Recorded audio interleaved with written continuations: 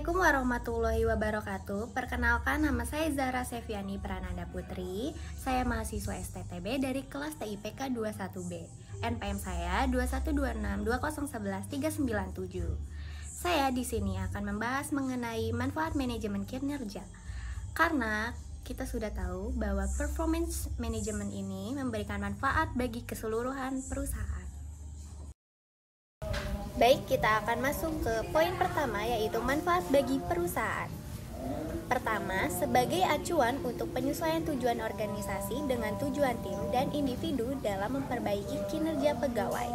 Kedua, untuk meningkatkan komitmen kerja pegawai.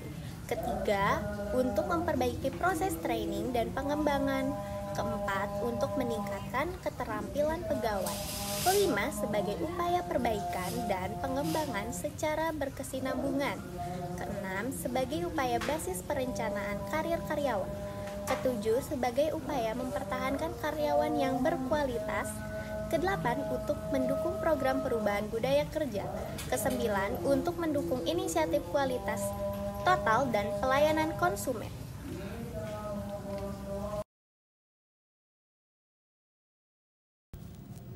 Manajer perusahaan memiliki tugas untuk mengatur bagaimana jalannya perusahaan agar sesuai dengan jalurnya atau tidak. Namun, seorang manajer perusahaan membutuhkan suatu alat atau kebijakan yang dapat membantu pekerjaannya. Oleh karena itu, dengan adanya manajemen kinerja, beban pekerjaan seorang manajemen dapat berkurang. Selain itu, ada beberapa manfaat lainnya yang dapat dirasakan oleh manajer perusahaan. Namun, dalam melakukan tugas manajer perusahaan harus mempunyai strategi, yaitu pertama, strategi yang meliputi misi, nilai, tujuan, sasaran, insentif, dan peta strategi. Kedua, plan meliputi anggaran, perencanaan, perkiraan, model, inisiatif, dan target. Ketiga, monitor meliputi kinerja, laporan, dan alat analisis. Keempat, ada act meliputi menafsirkan, berkolaborasi, menilai, melacak, memutuskan, menyesuaikan, dan bertindak.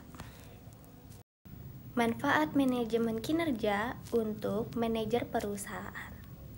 Pertama, membantu dalam upaya klasifikasi kinerja dan harapan perilaku kerja karyawan. Kedua, membantu memperbaiki kualitas dari kinerja tim dan individual karyawan.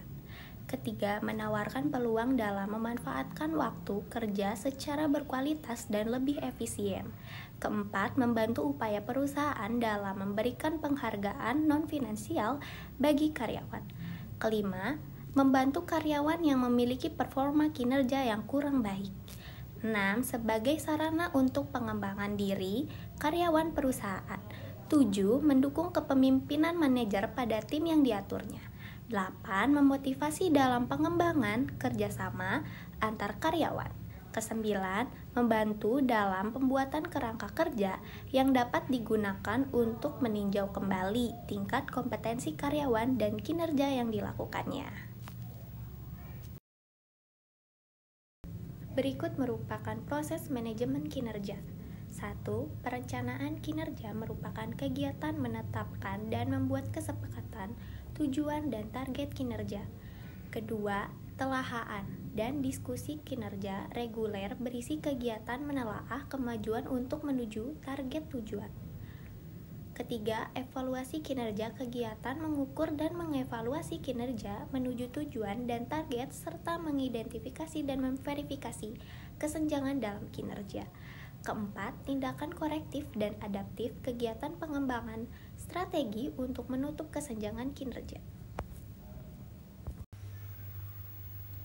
Manfaat manajemen kinerja untuk seluruh karyawan. Pertama, untuk menyajikan informasi mengenai peran dan tujuan karyawan di perusahaan. 2. Mendorong dan mendukung tingkat kinerja karyawan agar memiliki hasil yang baik. Ketiga, membantu mengembangkan kemampuan kinerja karyawan agar menjadi lebih baik. 4. Peluang bagi karyawan untuk memanfaatkan waktu berkualitas sehingga lebih efisien dan efektif. 5. Sebagai dasar pengukuran kinerja agar lebih jujur dan objektif. Keenam, membantu karyawan agar lebih fokus pada tujuan, hasil kerja, bagaimana rencana perbaikan kinerja, dan cara kerja yang dilakukan. Manfaat dari penerapan manajemen kinerja. 1. Meningkatkan prestasi kerja karyawan, baik secara individu maupun sebagai kelompok.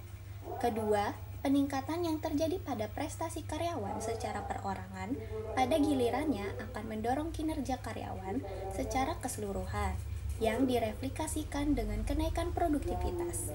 Ketiga, merangsang minat dalam pengembangan pribadi dengan tujuan meningkatkan hasil kerja dan prestasi pribadi serta potensi laten karyawan. 4. Membantu perusahaan untuk dapat menyusun program pengembangan dan pelatihan karyawan yang lebih tepat guna. Kelima, menyediakan alat atau sarana untuk membandingkan prestasi kerja karyawan dengan tingkat gaji atau imbalan. Keenam, memberikan kesempatan pada karyawan untuk mengeluarkan perasaannya tentang pekerjaan atau hal-hal yang ada kaitannya.